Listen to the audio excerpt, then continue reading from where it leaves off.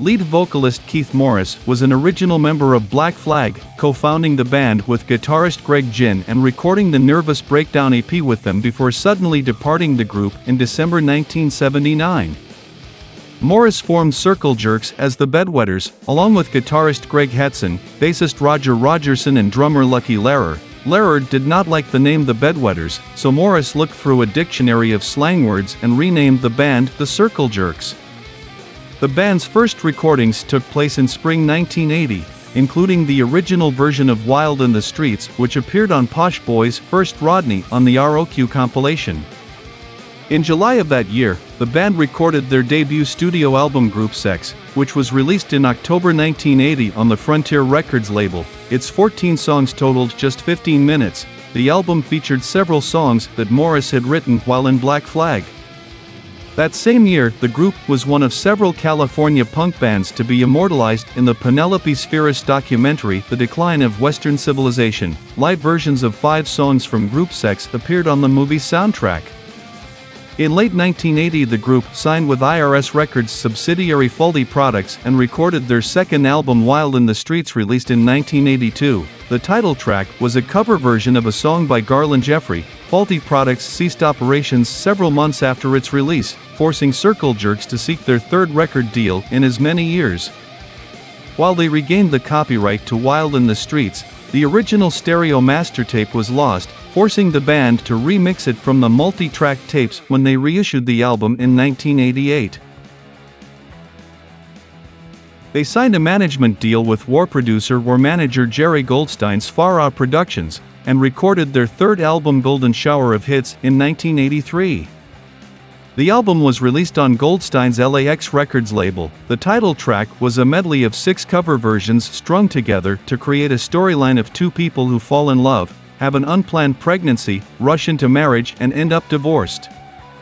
Another song from the album Coup d'Etat was used in the soundtrack of Alex Cox's 1984 film Repo Man, which the band appeared in playing an acoustic lounge version of When the Shit Hits the Fan, featuring new members Chuck Biscuits on drums and Earl Liberty on bass. Just prior to joining Circlejerks at the suggestion of Biscuits, Liberty worked 10 weeks as a roadie for the Misfits as he became increasingly disillusioned with Saccharine Trust's lack of interest in developing new material, recalling in a 1983 interview that his former bandmates were just getting too lazy.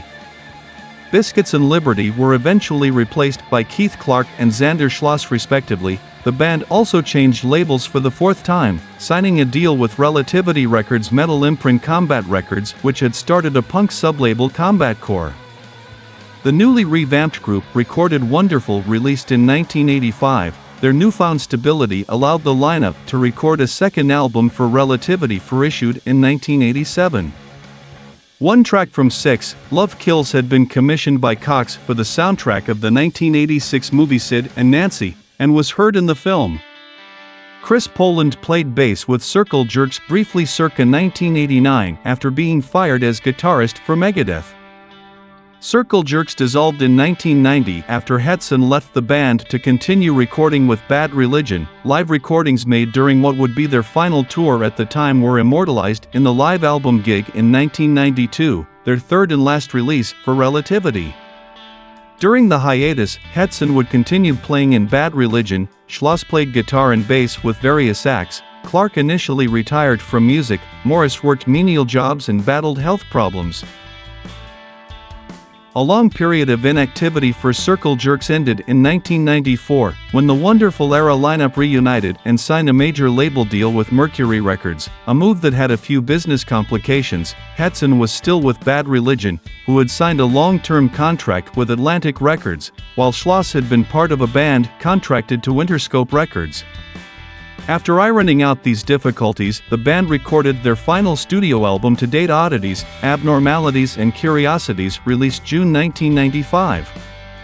One track on the album, a cover of the Soft Boys' I Wanna Destroy You, featured backing vocals from pop singer and songwriter Deborah Gibson, who had just finished a solo album with the same producer that Circlejerks were using.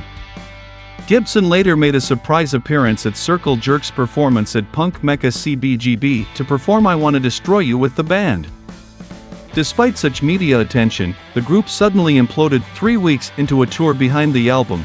The breakup would not be totally permanent, with the Jerks playing sporadically throughout the late 1990s, but Clark left music for good afterward. Original bassist Rogerson died in 1996 of a drug overdose. He was 41 years old.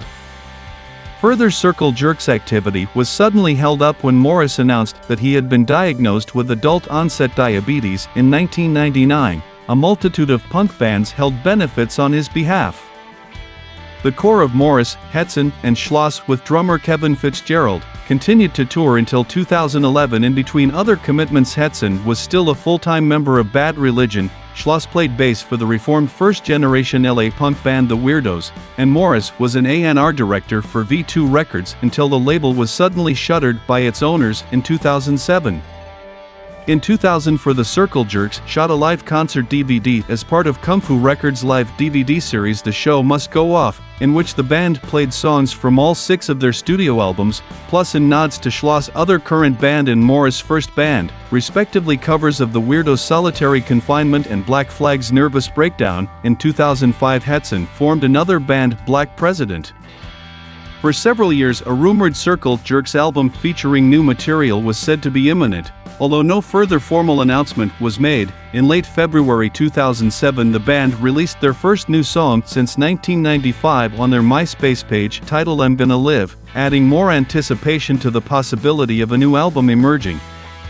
However, in an April 2008 interview, guitarist Hetson admitted that Circle Jerks would not release any new studio material, saying that he does not know what will happen in the future, but in the near future, no Circle Jerks stuff will come out.